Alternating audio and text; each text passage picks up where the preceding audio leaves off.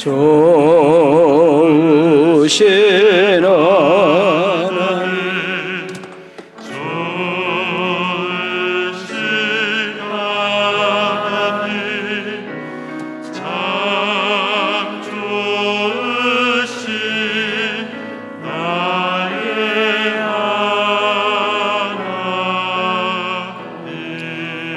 우리의 기도를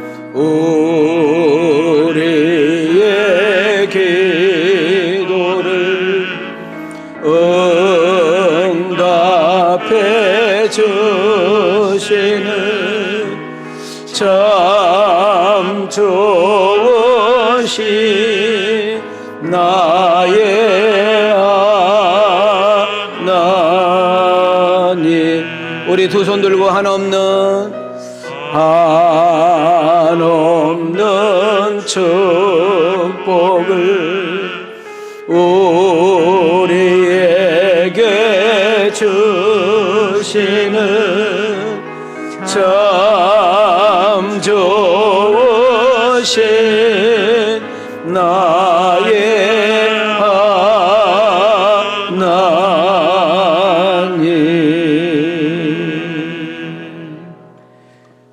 할렐루야. 우리 현장으로 온라인으로 함께 예배드리신 분들 한 분 한 분을 사랑하고 주의 이름으로 축복합니다. 어떤 모습으로 앉아 있든지 또 어떤 모습으로 예배를 드리든지 간에 세상에서 줄 수 없는 그런 은혜와 평강이 우리 심령 속에 또 이런 가정과 인생 여정 속에 차고 넘칠 수 있기를 주님의 이름으로 축원합니다. 자, 우리 한번 서로 이렇게 손 들으시고 옆 사람을 향해 이렇게 축복합시다. 사랑하면 행복합니다. 자, 우리 앞뒤로 이렇게 인사합시다. 효도하면 사랑받습니다. 자, 내 자신을 향해서 인사합시다. 사랑하면 하나님 주인 삼으면 내 심령은 천국입니다. 지금은 우리 나라의 경제, 문화 수준이 높아져서 이런 것들이 좀 많이 식은 것 같은데요. 90년대, 80년대, 90년대, 2000년대까지만 해도 우리나라의 모든 젊은이들에게 관심은 학박사였습니다. 그래서 어떤 학위를 가지고 있느냐, 그래서 가짜 학위가 너무 많아서 아주 우리나라가 온통 뒤집혀지고 심지어 성직자들도 가짜 하기 때문에 문제가 되어서 그런 일들이 좀 있었지요. 근데 이런 재밌는 유머가 있어서 소개하면서 여러분에게 시작하려고 합니다. 석사, 박사보다 더 높은 학위가 있다. 그것이 뭔가 봤더니 밥사다. 밥을 사는 사람이라는 겁니다. 저는 이 말에 공감을 합니다. 나밖에 모르는 시대, 정말 이기적인 마음이 팽배한 시대에 내가 먼저 내 주머니를 열어서 내 가장 가까운 누군가에게 따뜻한 밥 한 그릇, 그 사랑의 밥이 사람의 마음을 열고 마음을 훈훈하게 할 수 있기 때문에 저는 이 말에 동감을 합니다. 밥 사는 것보다 더 높은 것이 있답니다. 바로 그것은 감사하며 사는 것입니다. 회사에서 감사를 많이 하면 직원들에게 사랑을 받을 것입니다. 여러분, 부모에게 감사하다는 표현을 많이 하면 부모님 사랑을 먹을 것입니다. 우리가 하나님 앞에 감사하다는 말을 많이 사용하면 정말 우리는 그 감사의 은혜를 잊게 되겠죠. 감사보다 더 높은 것이 있는데 바로 그것은 봉사라는 것입니다. 자, 이 봉사를 다른 말로 말하면 섬김으로 바꿔보겠습니다. 섬김. 요즘 누구나 다 섬김을 받으려 하지 섬기려 하지는 않습니다. 여러분, 우리가 비행기를 타면 5시간을 타든 10시간을 타든 그 이상을 타든지 간에 우리는 먹고 쉬고 자지만 연속 분주하게 일하는 사람이 있습니다. 그 사람들 누구예요? 스튜어디스입니다. 여러분, 스튜어디스라는 뜻이 섬긴다는 뜻이에요. 나는 당신들을 섬길 테니까 편히 갔다 오라는 거예요.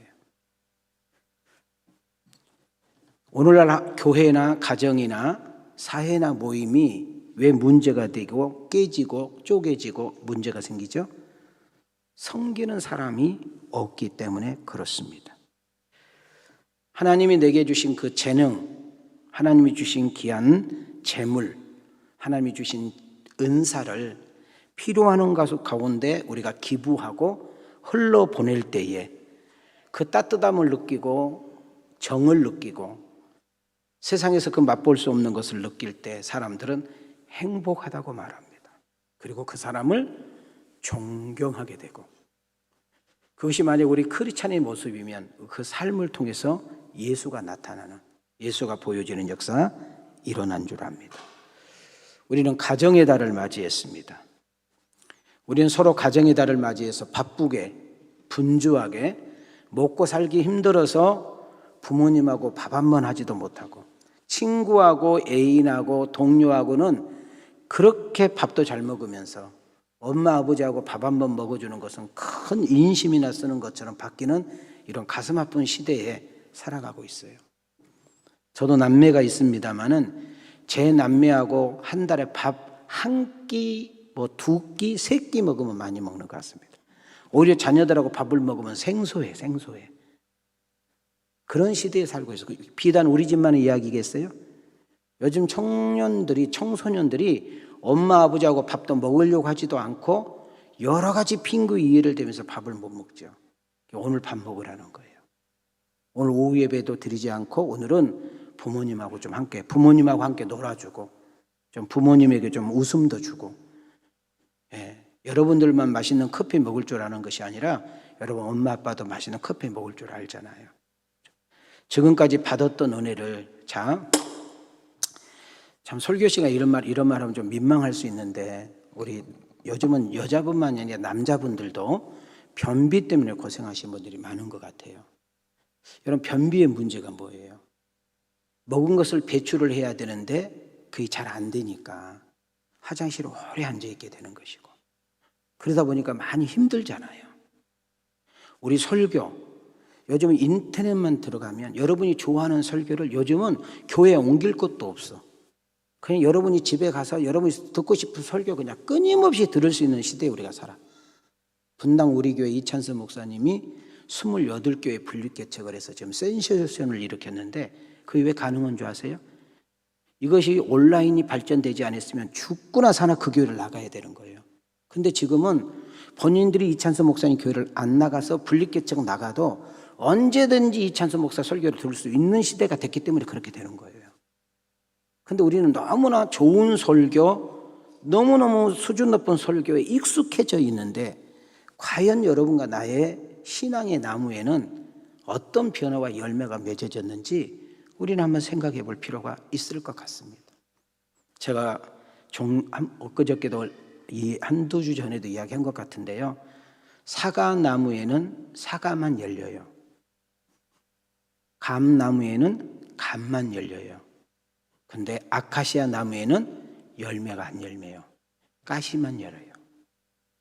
그래서 가까이 가면 아프고 애래요. 나는 우리 왕성 가족 여러분, 오늘 이 설교를 듣는 여러분들에게 예수는 말이 아니라 보여주는 것이라는 거예요. 예수는 말로 믿는 것이 아니라 삶으로 나타내는 거예요. 많이 배워야 되겠죠. 많은 지식을 우리가 알고 있어야 되고 많은 자격을 갖춰야 되지만 쓸모없다면 그것이 무슨 의미가 있겠어요? 강수연이라는 영화 배우가 어제 이 세상을 떠났습니다. 그분이 얼마나 영화계에 큰 획을 그었던지 난리 법석이었죠. 모든 매체가. 5살 때 방송에 뛰어들었더만요. 아역배우로. 다른 배우들은 얼굴에 칼을 댔는지 몰라도 그 강수연이는 칼을 안 댔대네요. 재산이 무려 200억이 넘어. 그리고 많은 후배들을 많이 도와준 것 같아요. 그러니까 그분의 죽음 앞에 많은 사람이 애도하고 있는 거예요. 자, 중요한 메시지. 자, 저를 보세요. 집중하지 않은 분들. 사람의 진가는, 그 사람의 평가는 죽어봐야 하는 거예요. 저도 여러분들도 언젠가는 부고가 나가, 여러분의 이름에 부고가 나간다고.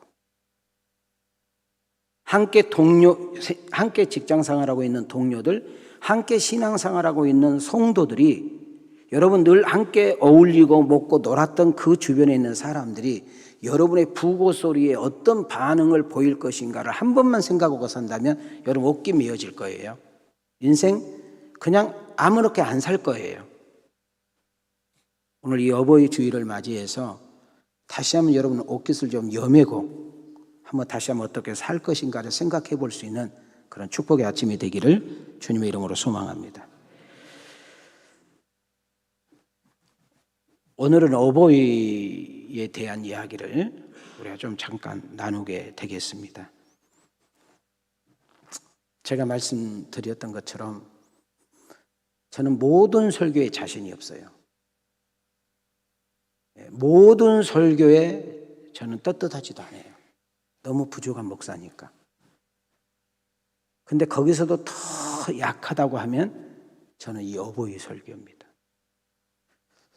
저희 교인들도 그렇고 또 밖에 있는 많은 우리 동기, 선후배 목사들도 박윤민 하면 참 효자, 참 어른을 잘 섬기는 분, 이렇게 솔직히 제가 인정받는 건 사실이에요. 그러나 나는 내가 내 자신을 볼 때에 효자도 아니고 뭐 부모님을 뭐 잘 섬기, 이것도 아닌 것 같아요. 저는 우리 어머니를 잃어버렸다가도 이 어버이 때 설교만 준비하면 저희 엄마가 나타나는 거예요.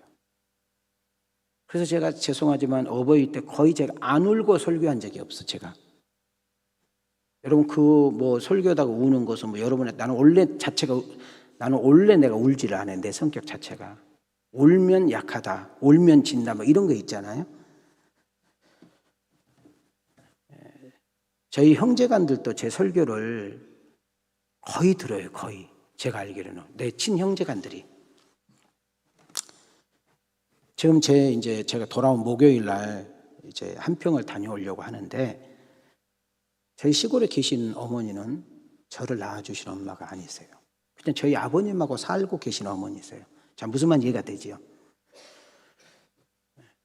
솔직히 딱 까놓고 이야기하면 제가 그 시골에 있는 그 어머니가 좋냐, 마음에 싹 드냐? 아니에요. 죄송하지만 이거 공개적으로 이야기를 해야 돼요. 나는 10%도 나는 시골의 어머니가 마음에 안 들어요, 지금도. 그렇지만 나는 목사이니까 효도해야 되고 다른 형제간들에게 본을 보여야 되니까 효도해야 되고 분명히 이런 것도 있어요. 자, 끄떡끄떡.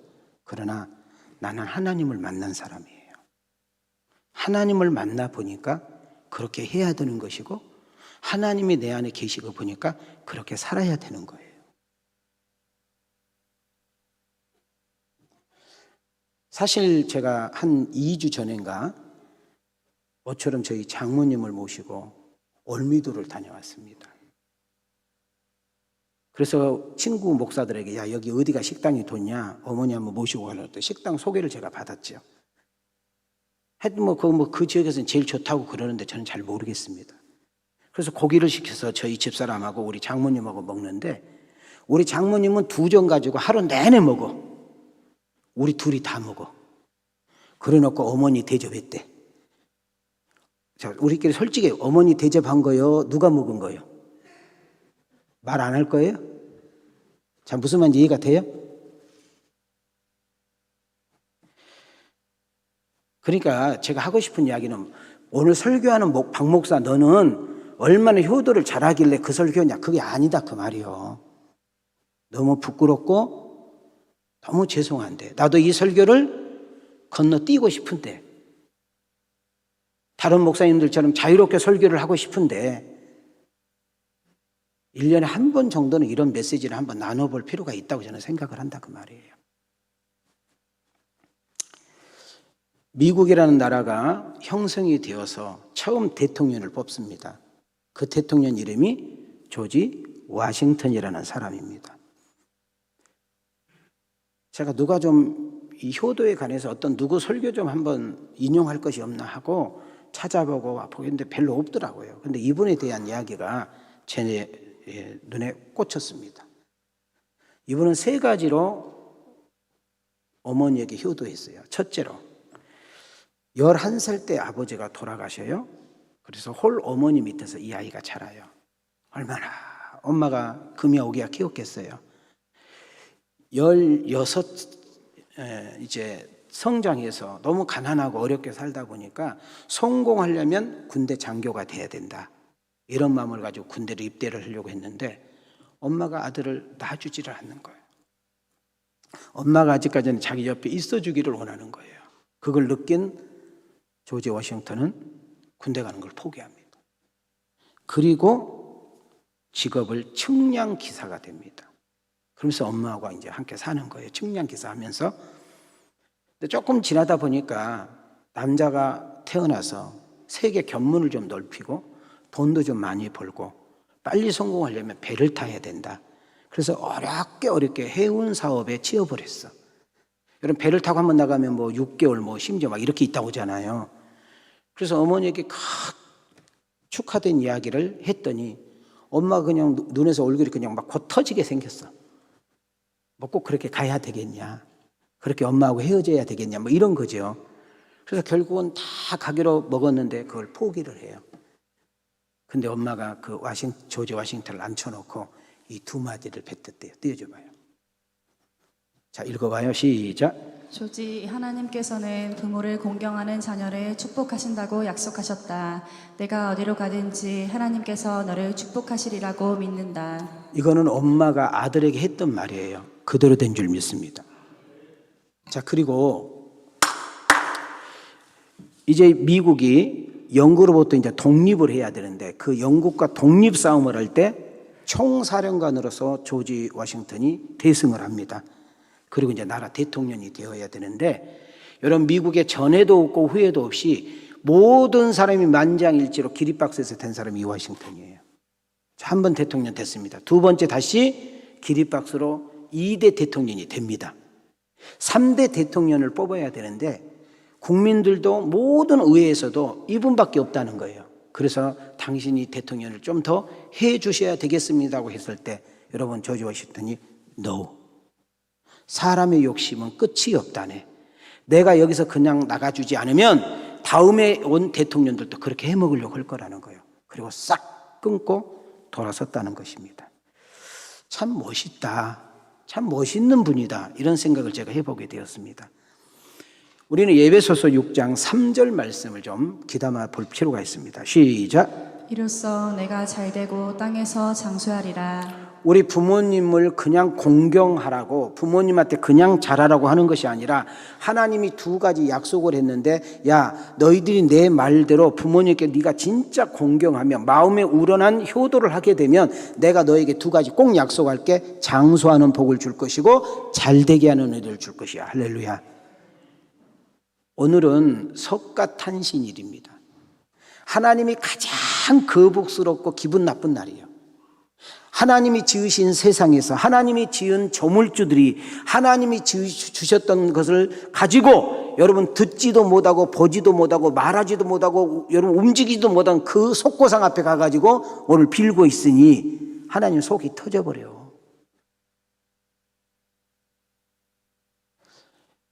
내 부모에게 공경하세요, 내 부모에게 효도하세요, 부모님에게 좀 잘 좀 해라고 하는 것은 어떤 공자가 만드는 것도 아니고 석가가 만든 것이 아니고 어떤 학자가 만들어진 것이 아니라 여러분, 부모에게 공경은 하나님이 직접 제정하신 법인 줄 믿습니다. 여러분, 모세가 시내산에서 하나님 앞에 이제 올림을 받아서 두 돌판에 율법을 받을 때 1계명부터 4계명은 하나님을 믿는 백성들이 하나님을 어떻게 섬겨야 될 것인가의 기초적인 것이 나오고, 5계명부터 10계명은 사람과 사람이 살아가는 데 있어서 하나님을 믿는 성도가 세상에서 살아갈 때 가장 기본적인 법이 뭔가를 가르쳐 준 것이 10계명인데 그 첫 번째 계명이 내 부모를 공경하라. 무슨 말인가 하면은 이 부모를 공경하라는 말은 박윤민 목사가 만들어낸 것도 아니고 어떤 유명한 학자가 만들어낸 것도 아니고 어떤 정말 대단한 단체에서 만든 것이 아니라 하나님이 직접 조성하신 일인 줄 믿습니다. 가정도 하나님이 만드셨어요. 부부도 하나님이 최초로 만드시고 하나님이 직접 주례하셨어요. 여러분, 우리 인간들에게 가장 축복 중에 올리는 부모의 공경인 줄 믿습니다. 이 공경하란 말은 한국말로 보면은 좀 이해가 좀 많이 와닿지가 않는데, 언어적으로 보면 공경이란 말은 뭐라는 뜻이에요? 무겁다라는 뜻이에요. 자, 이 말은 쉽게 말하면 효도, 부모님께 효도하는 것, 부모님께 공경하는 것이 어렵다는 것이에요? 힘들다는 거예요? 예? 저 무겁다고 써 있는데 쉬워요, 어려워요? 어렵다는 거예요. 어렵다. 내 부모를, 그러면 이 무겁다라는 의미가 뭔가 하면 너희들 부모를 가볍게 여기지 마. 이 말이 무슨 말이면 너희들 부모님들에게 함부로 무시하거나 멸시하거나 경멸하지 마. 네가 좀 배웠다고 엄마 아빠가 좀 글 모른다고, 너희들이 영어 좀 잘한다고 엄마 아빠가 못 배웠다고, 너희들이 좀 이름 있는 회사 다닌다고 무능한 엄마 아빠라고 함부로 깔보지 말아야 된다라는 단어가 무겁다라는 단어예요. 자, 효도라는 의미에서는 너희들이 그렇게 어렵고 힘든 가운데서 부모님을 생각하고, 어렵고 힘든 가운데 물질로 나누고, 어렵고 힘든 가운데 네가 부모님을 찾아 뵙는 거 쉬운 일이 아니야. 그래서 무겁다라는 거예요.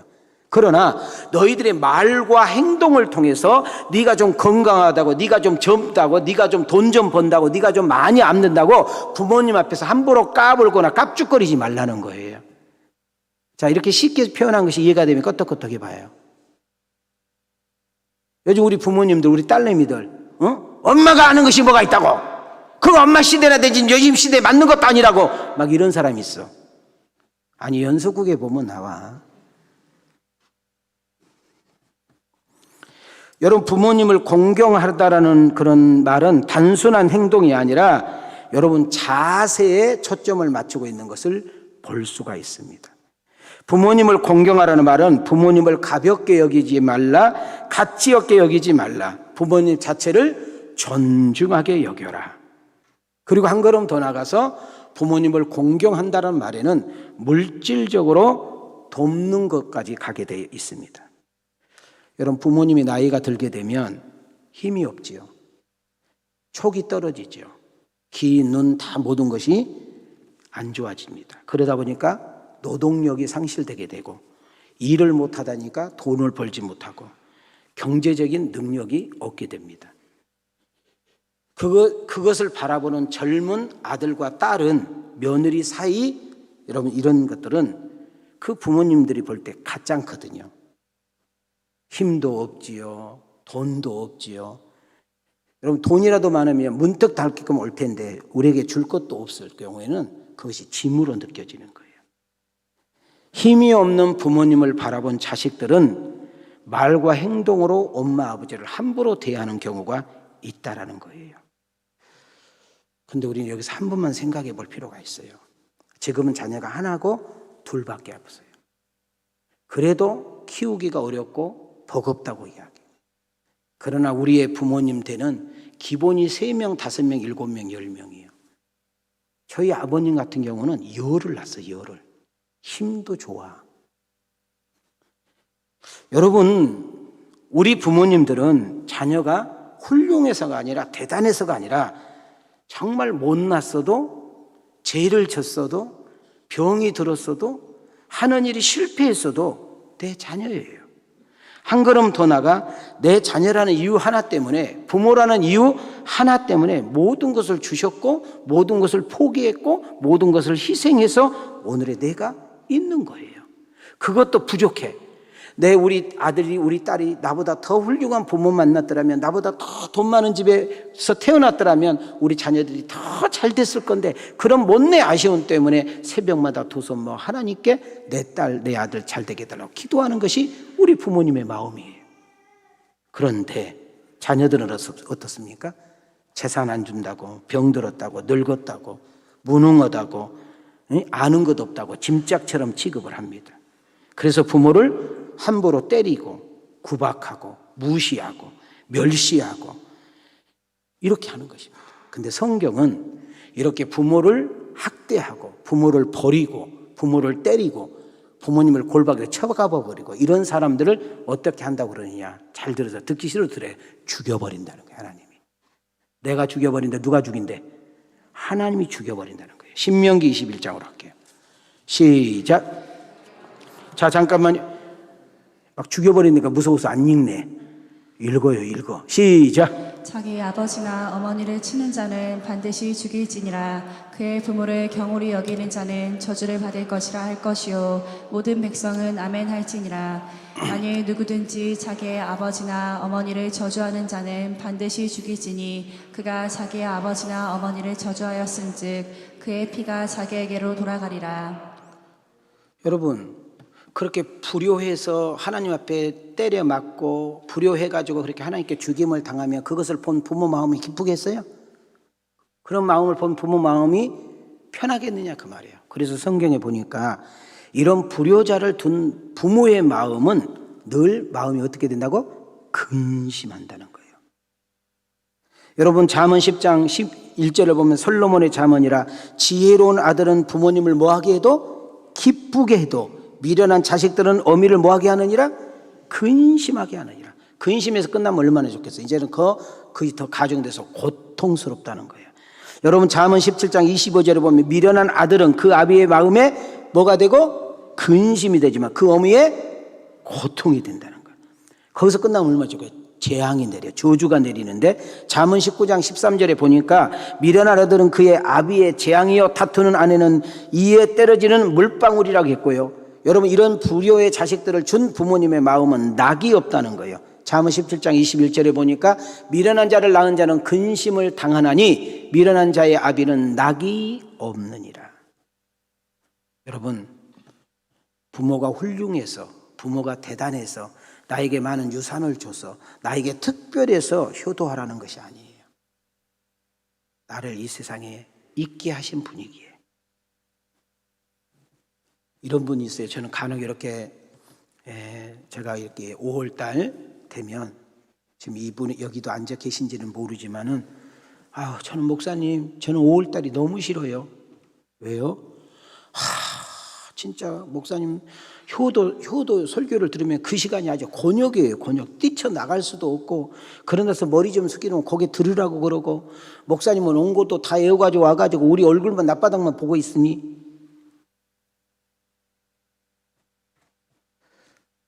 그러면서 그런 이야기를 하는 거예요. 제가 엄마 때 왜 안 간 줄 아세요? 제가 왜 우리 아버지를 내가 안 찾아본 줄 아세요? 저는요, 엄마 아버지한테 받은 것이 하나도 없어요. 상처만 있어요. 상처만. 나는 지금도 우리 엄마 아빠 생각하면 막 화가 나고요. 막 짜증이 나고요. 막 진짜 욕이 나와요. 엄마 아빠가 나에게 해준 것이 없는데 엄마 아빠가 내게 상처만 주고 엄마 아빠가 맨날 싸운 것만 보여주고 맨날 우리들 두드러 패기나 하고 그렇게 우리를 무시하고 구박하고 업신 여겼는데 목사님 같으면 그 효도 설교 듣고 싶겠어요? 예? 아니, 얼마나 나를 뭐라 하는지. 그래도 또 하잖아. 여러분, 하나님의 말씀은 진리입니다. 하나님의 말씀은 변함이 없어요. 사람에 의해서 안 바뀌어요. 다시 한번, 효도는 어떤 사람이 만든 것이 아니고 어떤 단체에서 만든 것이 아니고 어떤 학자가 만든 것이 아니고 어떤 유명한 사람이 만들어내는 것이 아니라 효도는 하나님이 주신 거예요. 여러분, 하나님의 말씀이라는 것은 내게 마음에 들지 않아요. 하나님의 말씀은 다 내가 좋은 것이 아니에요. 우리가 아프면 감기약을 먹으면 써야 되고 보약은 써서 그러나 먹으면 약이 되는 것처럼 여러분, 듣기 싫고 거북스러운 것도 여러분 하나님의 말씀이 여러분 심령 가운데 들려지면 우리의 심령이 바뀌는 역사 일어나는 거예요. 자손들이 잘 되고 하는 일마다 잘 되고 장수하는 은혜와 여러분 효도하는 가정과 가문이 화목하고 그리고 주변 이웃들에게 존경을 받으면서 하나님이 손으로 하는 일들마다 잘 되게 하는 역사가 일어난 것이죠. 오늘 우리가 읽었던 이 본문 내용은 예수님께서 어느 날 유대인들을 세워놓고 그리고 그 유대인들을 가르치고 지도하는 바리새인과 서기관들 그리고 제사장들 이런 사람들을 세워놓고 주님께서 설교를 지금 하는 거예요. 예수님 당시에 유대인들에게 만연하게 펴진 것이 하나가 있다면 따라합시다. 고르반. 자, 따라합시다. 고르반. 이 고르반이라는 이야기입니다. 정확하게 말하면 코르반이라는 언어로 사용이 됩니다. 뜻이 뭐냐면 하나님께 드려진 제물, 하나님께 드릴 제물이라는 뜻을 가지고 있습니다. 레위기서 1장과 민수기 7장에서 이 고르반을 예물이라는 단어로 번역하기도 합니다. 다시 말하면 이 고르반이라고 하는 것은 하나님께 드려진 예물이다라고 생각하면 틀림이 없습니다. 이 고르반이 얼마나 좋은 말입니까? 하나님께 드려진 거네. 하나님께 드리겠다는 것입니다. 여러분, 하나님께 드려진 예물, 하나님께 드리겠다는 예물을 어느 사람이 손을 대거나 어떤 다른 용도로 쓰게 되면 안 되는 거죠, 분명히.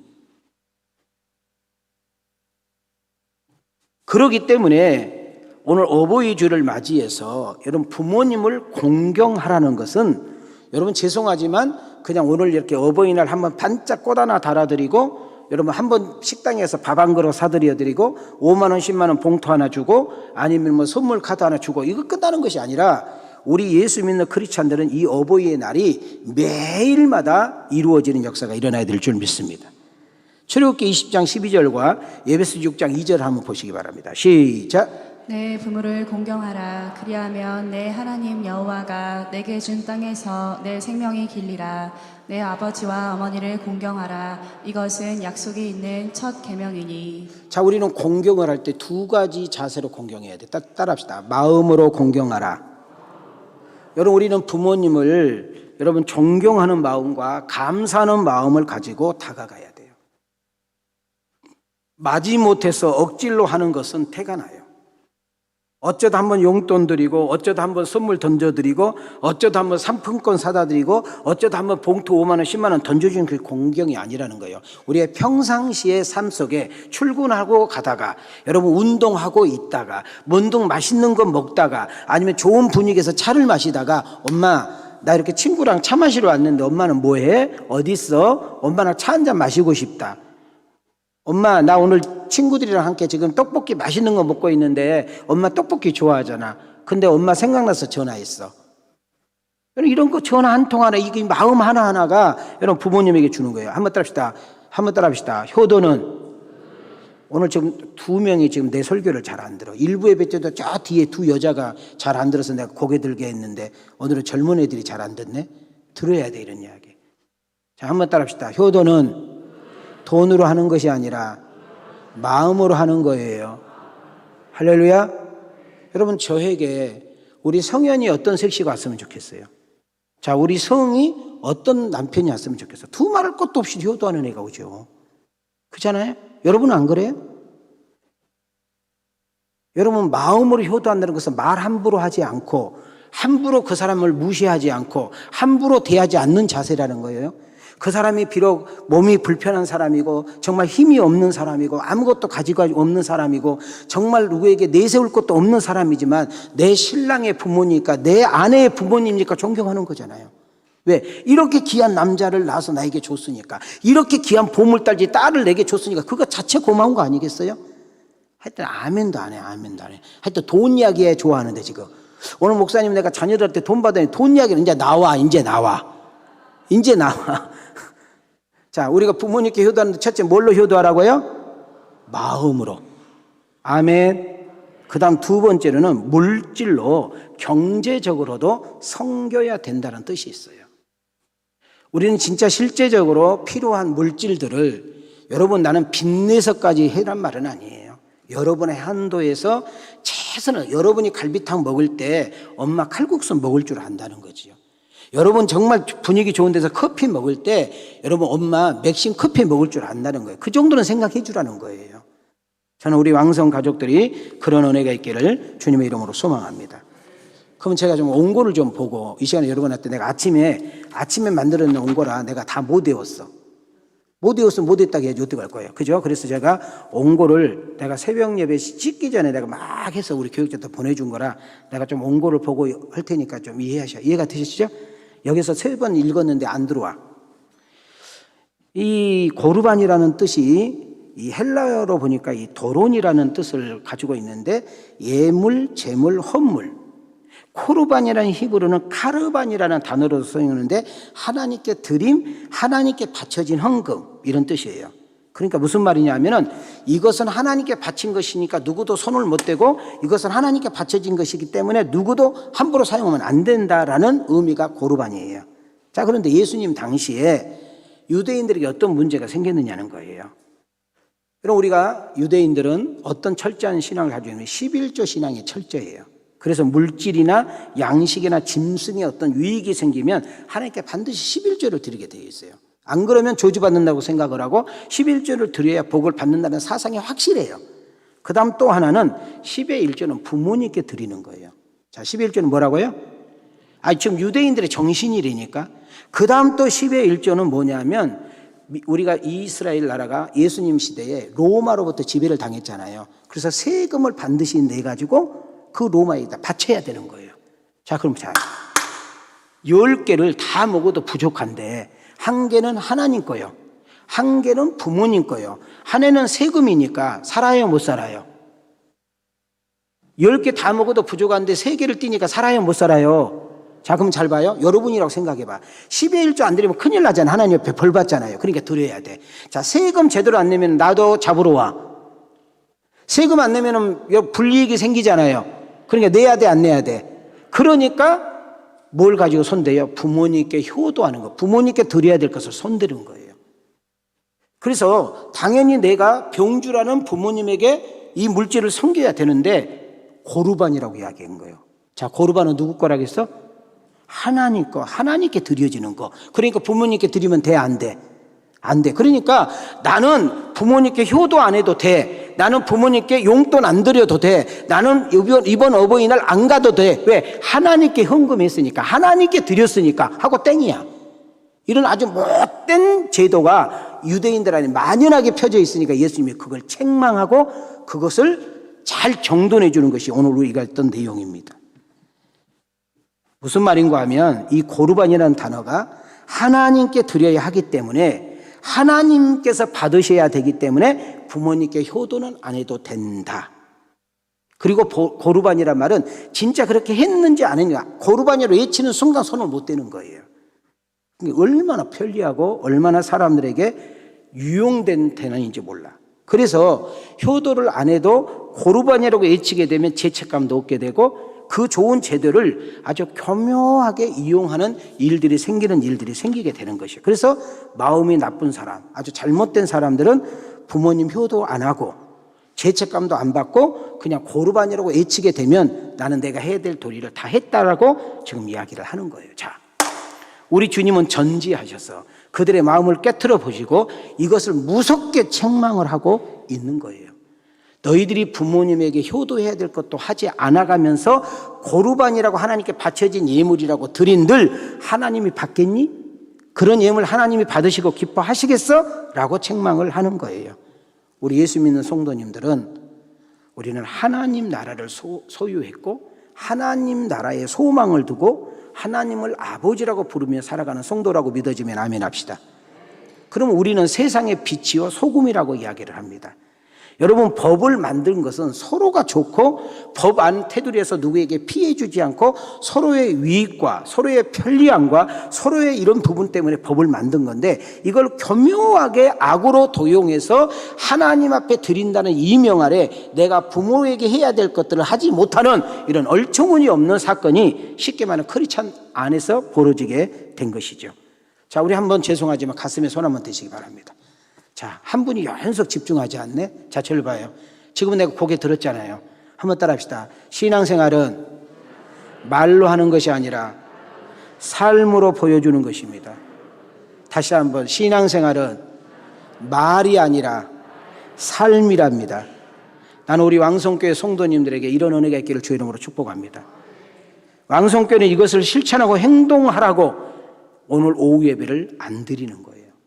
오후 예배가 없는 것이 아니라 오늘은 집에서 부모님들과 함께 때로는 형제들과 함께 여러분 믿지 않는 사람들 찾아가서 여러분 작은 성경과 나눔을 통해서 내가 만난 예수님을 증거하는 좋은 기회로 삼기를 소망합니다. 여러분 목사님 5월달 어떻게 사세요? 그럼 내가 여기다 띄워드릴게. 목사님이 단 하루도 쉴 공간이 없어요. 그래도 저는 이 목회 계획을 딱 세울 때 12일 날을 제가 한평 우리 고향에 찾아가는 날로 잡았어요. 핸드폰 연속 울리네 지금. 응? 자, 저를 보세요.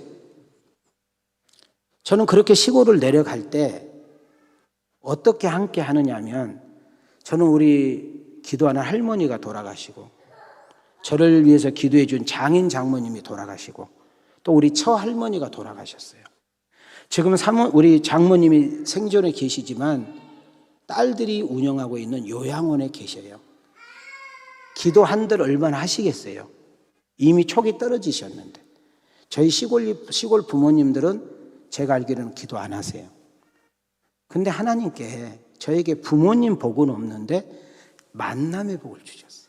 그래서 지금 하루에 저를 위해서 기도하신 어르신들이 몇 분 계시는데, 바로 정정필 목사님, 그리고 여러분 군소교회를 담임하셨던 김영건 목사님, 그리고 저를 자식처럼 키웠던 우리 반석교회 사모님, 이런 등등 분들이 늘 저를 위해서 기도해줘요.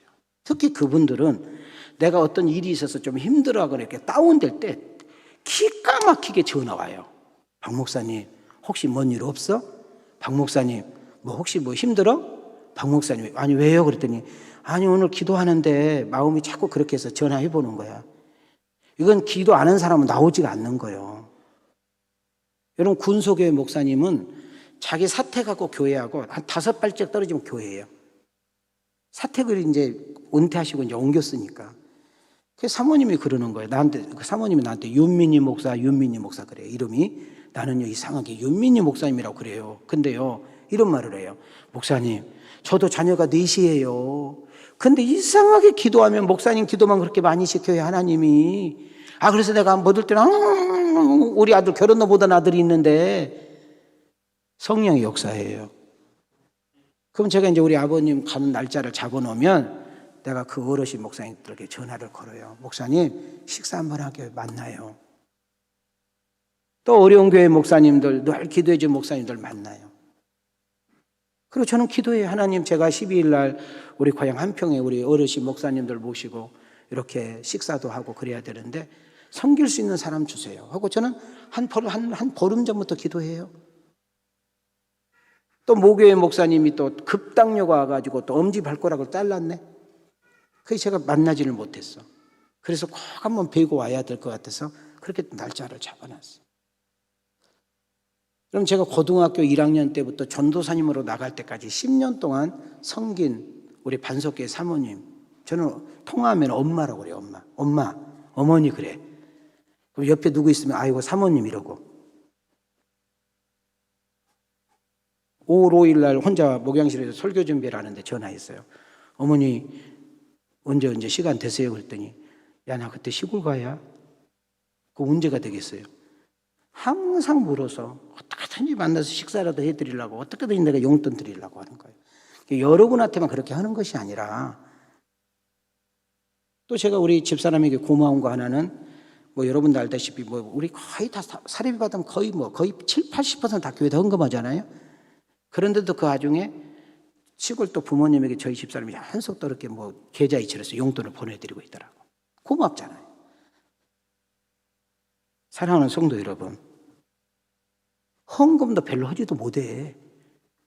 우리 교회에서 지금 헌금 4, 5천만 원 하는 사람 한 명도 없어. 헌금 우리 교회에서 좀 하는 성도가 1,000만 원, 2천만 원, 3천만 원이요. 근데 하나님 앞에 헌금한다는 그런 핑계대고 내가 부모에게 하지 않고 가장 기본적으로 할 수 있는 걸 안 한다. 그건 잘못된 거라는 거, 잘못된 거. 지금 11조도 지금 못 드리는 사람이 수두룩하잖아.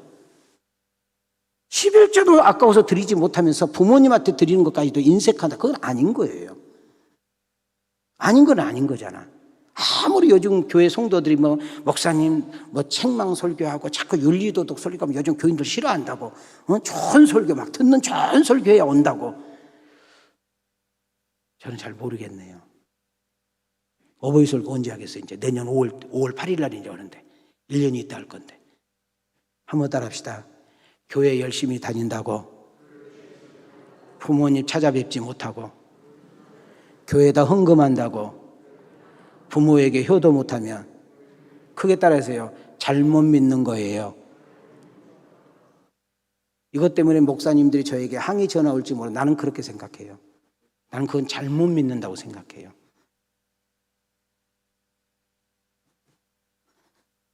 그래서 저는 우리 성도님들 보면, 우리 특히 동기들 목사님들, 우리 온 목사님들 여기 있잖아요. 내가 꼭 부모님 찾아가서 인증사진 찍어서 내게 보내라.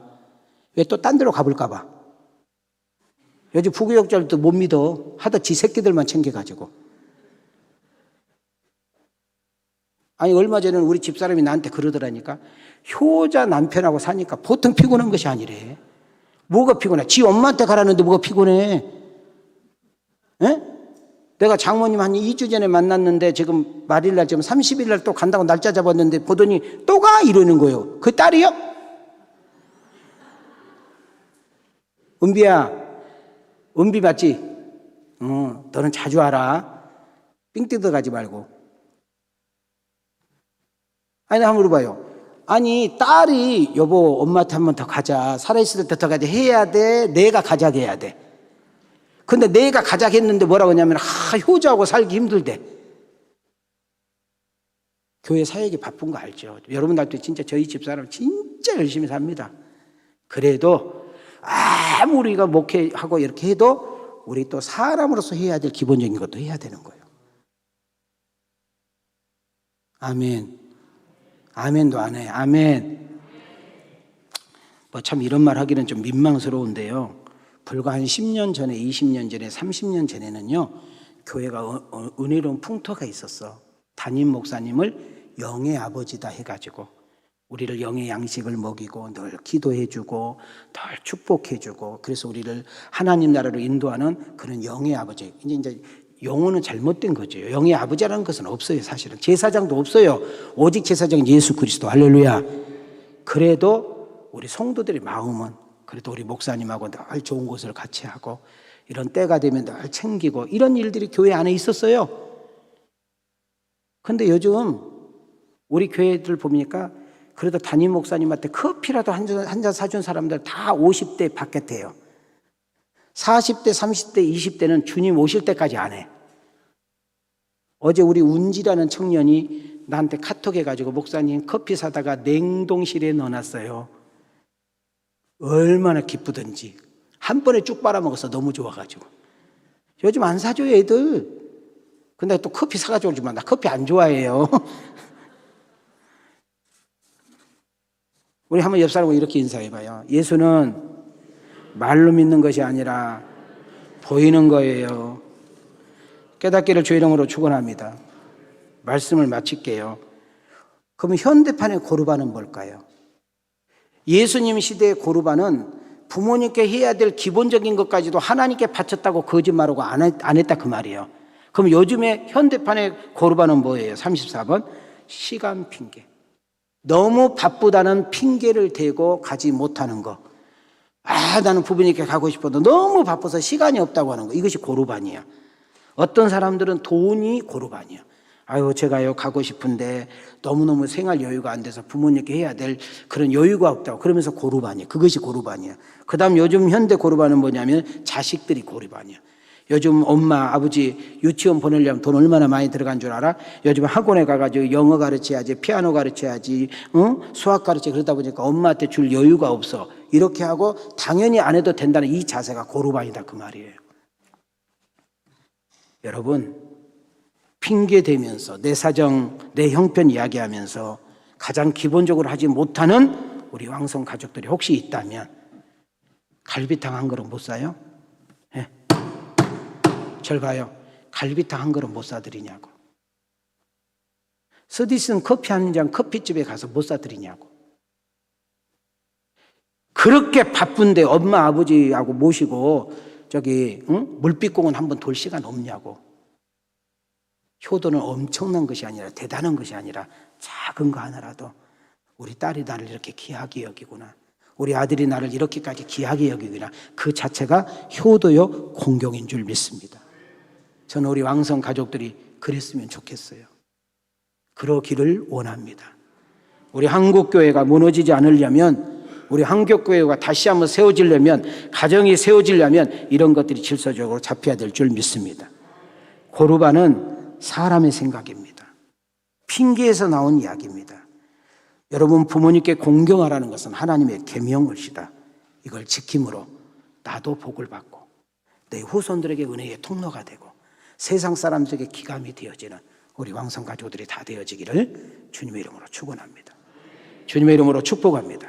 이제는 예수 그리스도의 은혜와 하나님 아버지의 사랑하심과 성령의 감화 감동 충만하신 역사가 가정의 달을 맞아 특별히 이제 부모를 공경하는 귀한 말씀을 받고 죄를 낳아주신 부모님을 생각하며 인근에 있는 부모님들을 다시 생각할 수 있는 기회를 주신 하나님께 감사하며 영광을 돌리며 이제부터라도 우리의 힘과 마음과 정성을 다하여 우리 곁에 있는 이웃 어른들에게 다가가기를 소원하며 하나님께 다짐하는 귀한 우리 왕성 가족들 머리 위에 가족들 위에 이제로부터 영원토록 함께 계실지어다. 아멘.